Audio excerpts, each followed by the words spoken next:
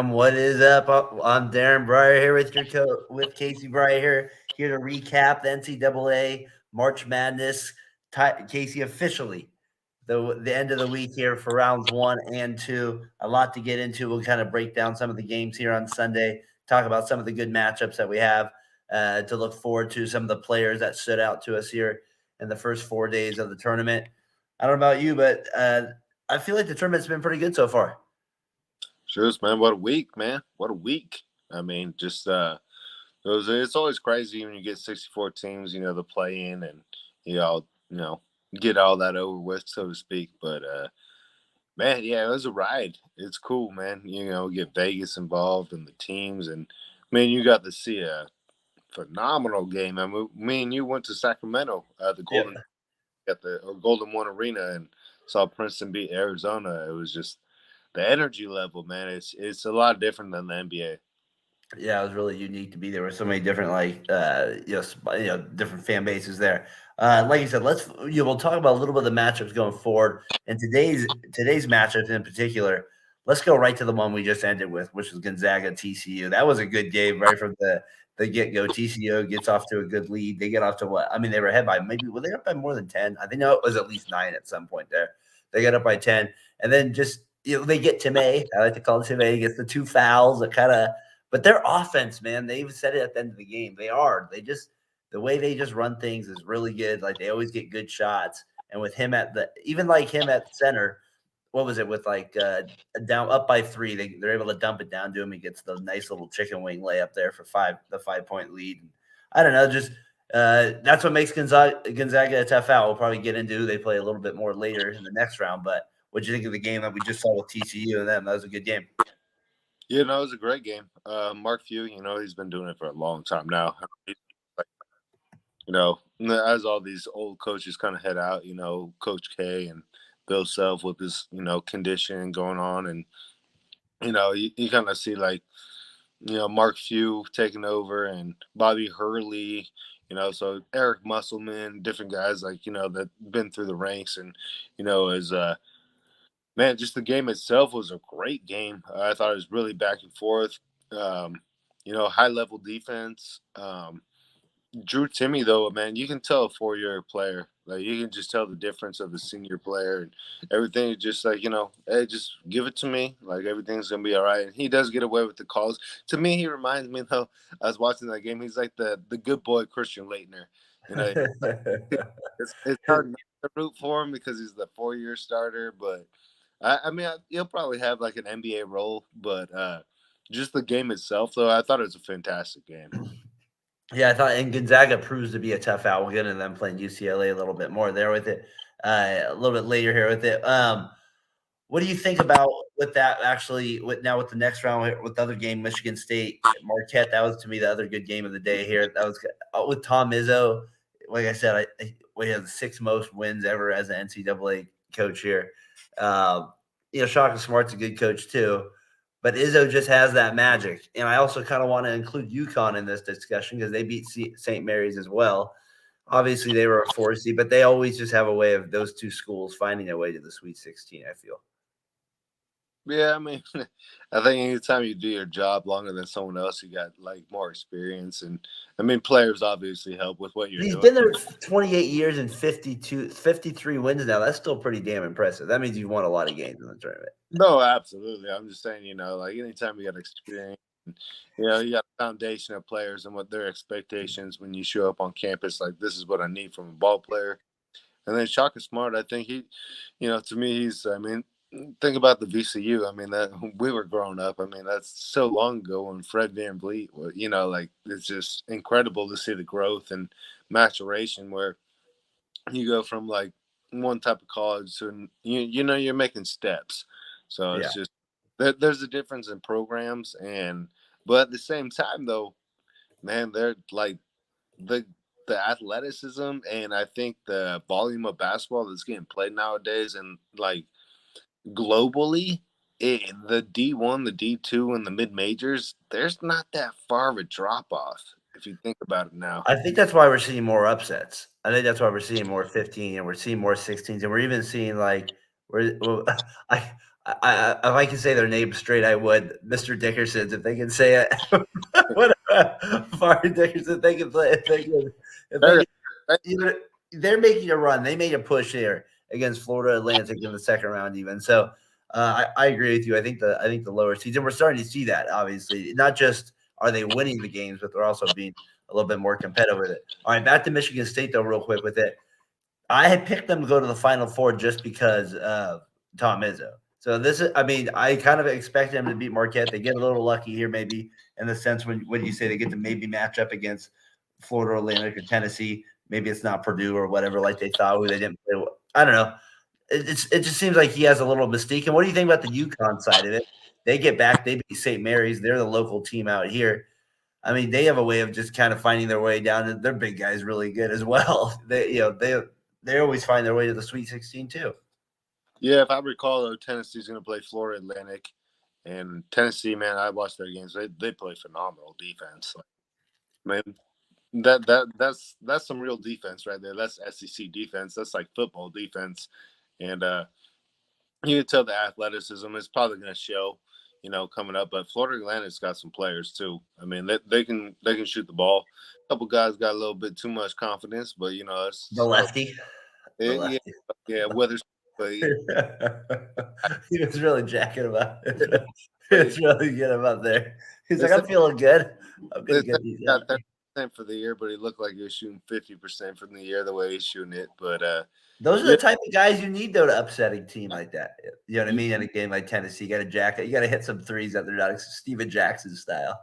yeah, you confident. You got to be Now, up there. All right, so we got Michigan State. I thought they played really well. Like Case Simi, that was one of the more unique games of the day. They just prove Big Ten style. They just grind it out and they end up pulling away with enough offense. It was interesting. Marquette was on a 10-game winning streak going into it, but the Tom Izzo group gets it done. All right, St. Mary's real quick with them. They're the local team. Like I said, I just think they played too slow of a pace for a tournament play. Like to consistently get there, like it just seems like this. They kind of hit their plateau in that second round. I know they made it one time to the Sweet 16 with the magical run with Deladova and the Sam Dam, but it just seems like the pace it just gets a little too slow for them come tournament time. I'm not sure. I can't remember off the top of my off the top of my head who they're matching up, but it seems like when they play the methodical pace, They though, played UConn today. yeah. So excuse me, and I think that to me it's just it's tough. When you're not playing the competition. It's like, and I watched a great episode of, and I highly recommend a lot of people watch that. It's highly Up in Smoke with Matt Barnes and Steven Jackson. They were interviewing Steph Curry and talking about a mid-major playing against these ACC and top tier teams is you're gonna struggle, but Yeah, it's yeah, like yeah. how you figure it out. Like if we play them early, you can kind of like build on that, but if you got a magical player, like a Steph Curry, you can obviously figure it out. But I think, you almost have to play a perfect game. You really do. Like the turnovers, the rebounding, especially offensive. And I've noticed watching the tournaments, especially this tournament, man, like offensive rebounds are crucial. And they lead to those either and one rebounds or they kick out for threes. And those are daggers, man. They're killers. And there's a ton of offensive rebounding with college football. College basketball. You notice that a ton. Like that is a huge advantage here towards the end of the game. Like that is just ends up being a massive factor. What do you think about this game here today, where K State gets by Kentucky? And kind of a really good game today. Kentucky kind of K State gets out to an early lead. Kentucky fights back. They get out to a lead. I don't know. What'd you make of the game? K State pulls it off. Noel was just fantastic. The rainbow threes, getting wherever you wanted inside. He really did a number on Kentucky today. I thought he was obviously the player, maybe the player of the day. Yeah, just poor John Calipari, man. He's such a phenomenal. I don't want to say poor, he's rich as hell, but it's just Yeah, he, stop push it. yeah. Nah, he just for whatever reason he just can't get over the hump. Like he's had so many phenomenal NBA players. I mean, Anthony Davis, Derek, just like the list goes on and on. I mean, he's won a few. I mean, he won the championship with Davis, but yeah. I mean, he started at UMass, I believe. Not started, but he just made his career through there. Going, it's just the Kentucky game though is like you just see different brands of basketball, and it's like once you like start, The you can little things, right? well, you can feel the pressure building. Certain plays you're like, oh, don't give him the ball, don't give him the ball. Like you can see the tension rising, and Well, Kansas. Noel wanted the ball for K-State. Yeah, and well, Weber, he's actually a really good coach. I believe it's Weber pronounced, but yeah, he's been there for a minute too, though. I mean, he's a great coach. He knows what he's doing. Yeah, no, I thought that was a really good game. I thought that was a really good game today with it. No, it's not Weber. He's not the coach anymore. It's Tang, Jerome Tang. He's now the coach He, over he at built over the at. he Huh? built the he built the foundation for him though. Yeah, but he's now the coach over there, and he's so I thought that was a real good game today, as well. All right, what are some players that caught your attention so far? This weekend or the last, I guess we'll include the first round as well. Who caught your attention here so far? Well, me being a point guard, small man, I got to go with Amir Roberts. Definitely from Fairleigh Dickinson, man. That was whew, man, he quick. It's quick. He was quick. He can jump. Yeah, he had 4 points in the first half, but he tried to take over. I think he had 18 in the second half, and it was impressive. It was very impressive. Just you can tell, like just when someone's played the game and they understand what's going on in the situation, and you look around and say, yeah, at some point, my team's struggling. You just need to get me the ball and score. And then the second one, it's not really that hard to think about, really. It's Drew Timmy. Yeah. I mean, I know it's like Not Zach Edey. I mean, it's like one of those happened, but man, he plays so cool and calm, and just everything just about him is just real. Like he's picking up the other teammates, like hey, patting him on the shoulder, talking to him on the free throw lines. Like everything feels like an NBA vibe, and you can just tell. I mean, anytime you're a fourth year, fifth year senior, you're 22, you're 23, sometimes 24, give or take. You could tell the guys that are like 18, 19. He was just playing at a different level where it wasn't like he was so phenomenal. He was great. It was just like He every knows the good pace. yeah, and like you could tell like and once you've played the game of basketball, everything slows down. So you're making skip passes. You're hey, back off. I'm good. Give me a chance. Go I'm work. impressed with how his teammates know how to get him the ball. Not every team knows how to get a big man the ball as well. So I was kind of impressed with that as well. A part of that is him. Yeah, Where no, he demands it too. and Mark Few being the coach. I mean, he's been there for shoots almost 30 years, I believe now. Maybe not 30, but give or take 25. Yeah. But I wanted to show that shout out. We already talked about Noel. I wanted to shout out the Nguyen guy from Xavier. He was really good as well today in the early game. He played really good as Xavier pulled out the win against Pittsburgh. They advanced. My son did watch the whole game. Xavier, he was glued to the game. He wanted to make sure Xavier got the win. So Xavier was rooting for Xavier, and he was pulled off with it. Hey, let's look at it real quick. Who are the favorites now? Like, if we just go by seed, I'm looking at like who they, to start the tournament. If you say you go the one seed to the favorite, whatever, that's kind of how you do it by number wise. So right now we have just by seeding, we have Bama, Houston. Those are the number one seeds left. UCLA as the two here.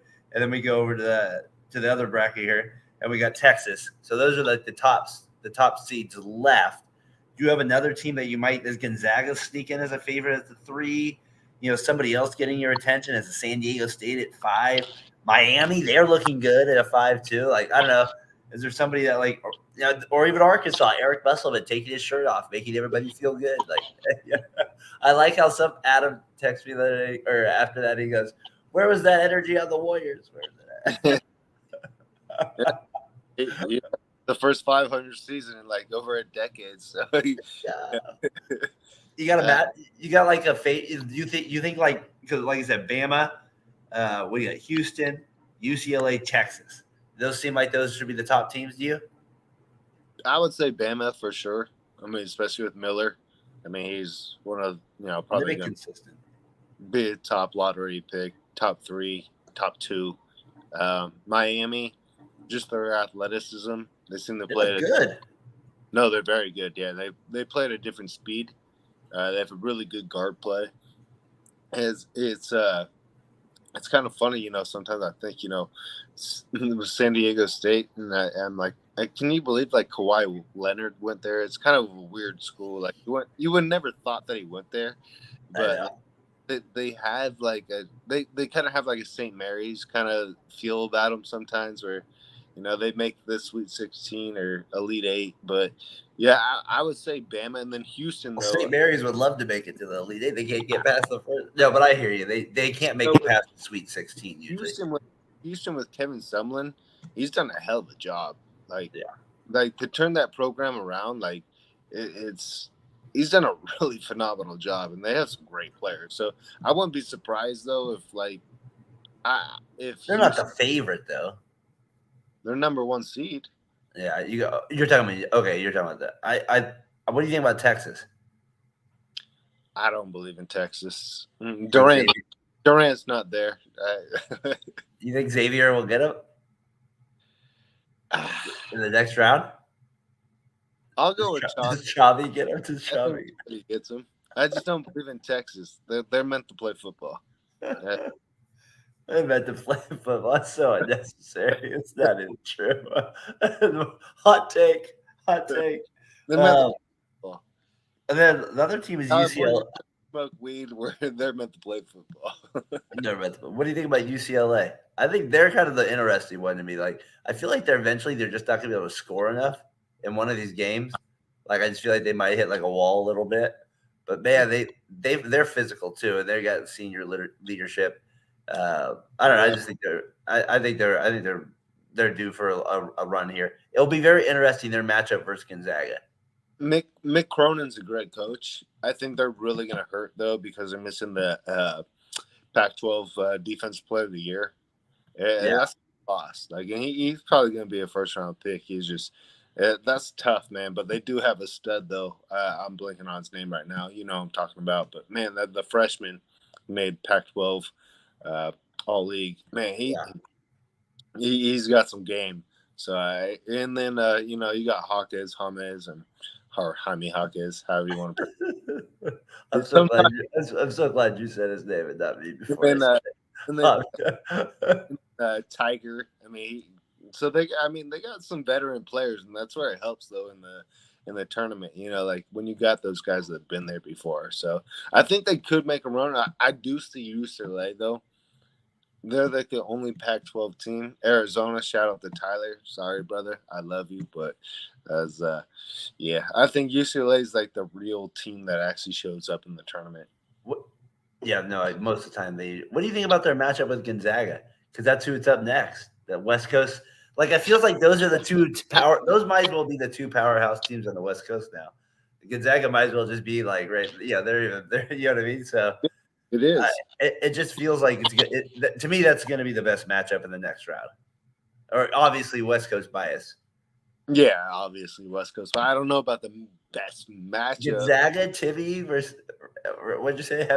Jaime Hawkins. I gotta say his name right. And Tiger Campbell. I mean, like they've been there. So I can say Tiger though. I can say Tiger. Yeah. I don't know, man. I think that's the best matchup. Great coaches though, and that's the thing. You might be right on that. That might be the best matchup, like professionally wise, like ran. Like that might be one of the most entertaining games that like where it is structurally coached. And they have history now. Yeah. Suggs, remember when they had the double overtime game like not too long, a couple of years ago? So they have some history now. I also think that Texas Xavier run. So I'd be interested in the favorites. Princeton a favorite? No. Against Creighton. They get Creighton. Creighton's probably like, if you're a Creighton fan, you're probably like, yeah, let's go. I watched Creighton today, man. Can number 20 do enough? Yeah.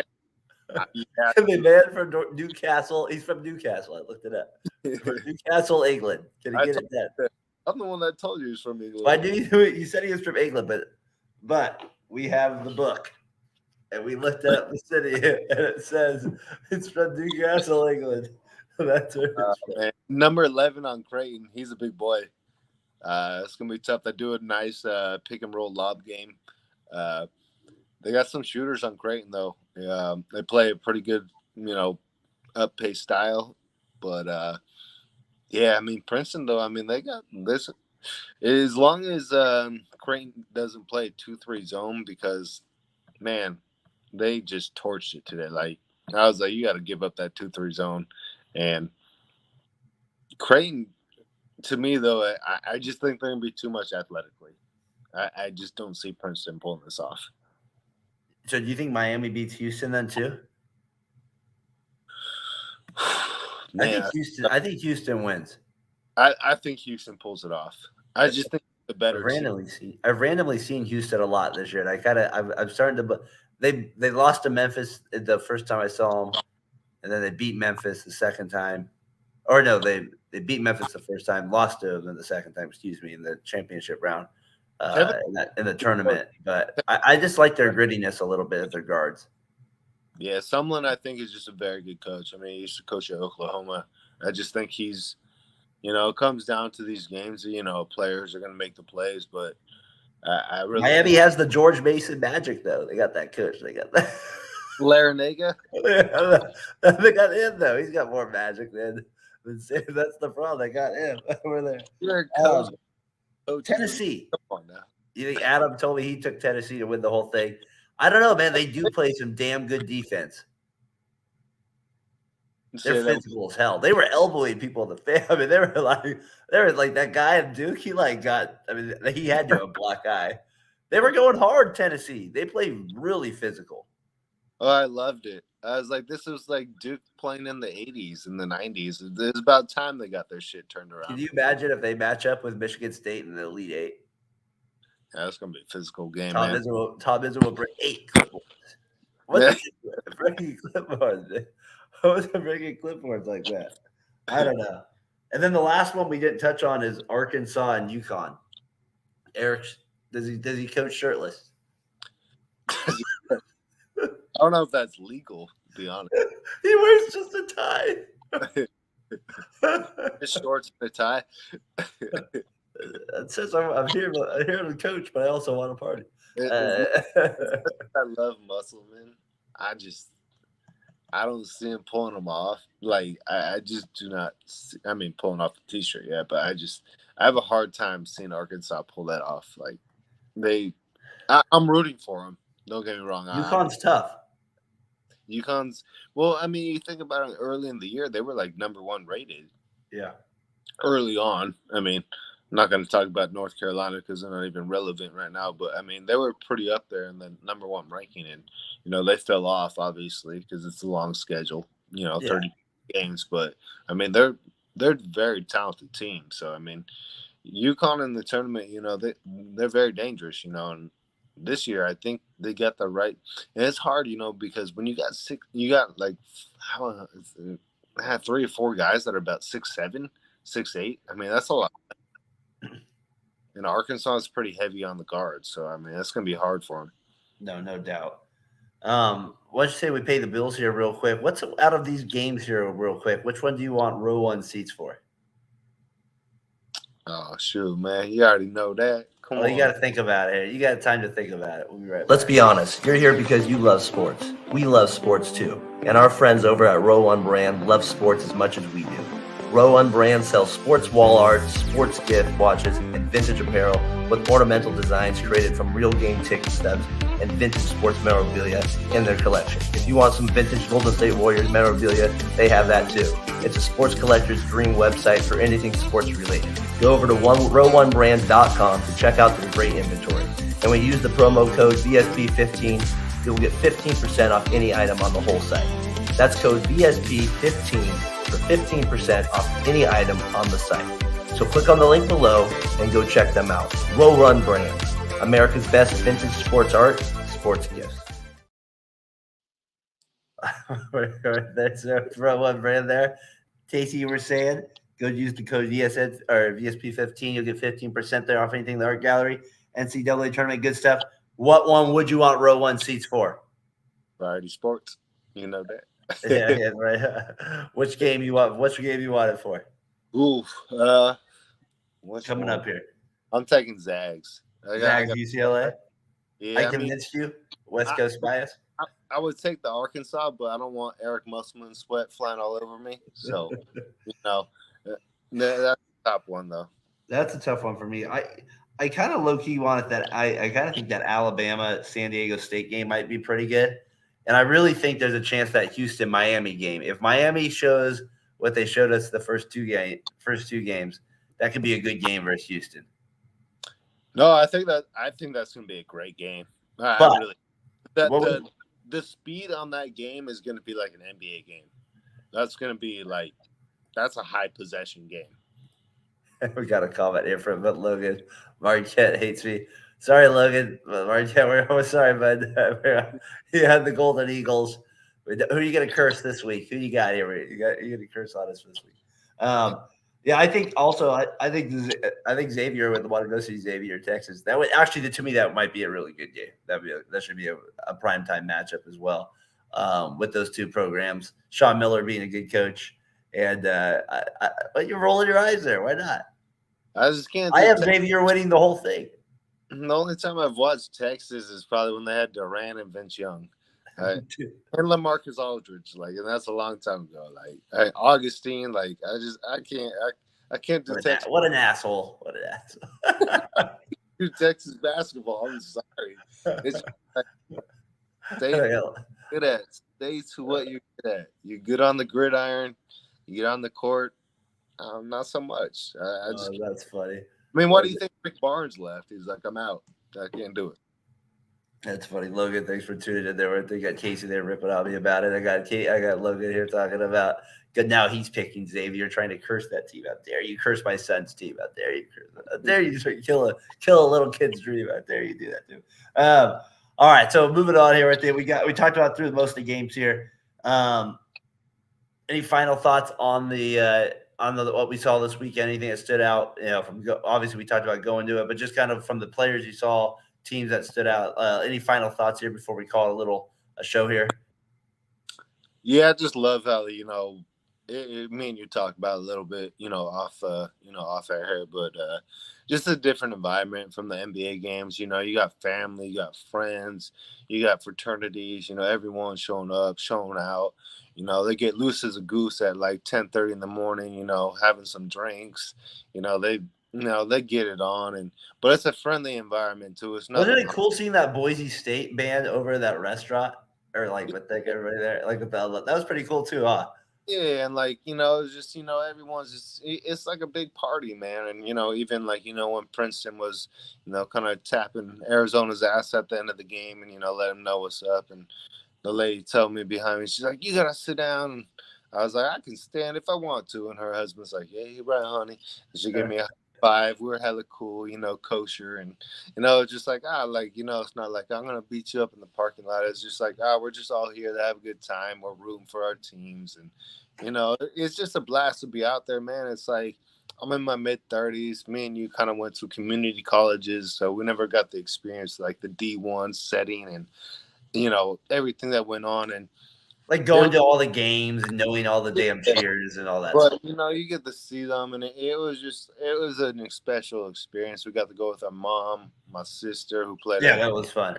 Who played at the JC, and you could tell, we're big basketball fans, and it was just dope, man. Just to really see that community love of familyness. That's what I took away from it, to be honest. From the whole weekend, I like that. Well, I thought it was a good thing that was fun. It was a good turnout there in Sacramento as well. The crowd definitely it wasn't sparse. Well, I wouldn't say it was sold out, but it was close to being sold out. So, Case, I'd say with those final thoughts, I'll leave it with you there. We got a lot to look into to next week. Here comes Sweet 16. We already talked about the good matchups there. We got the Final Four coming up. Looking forward to that.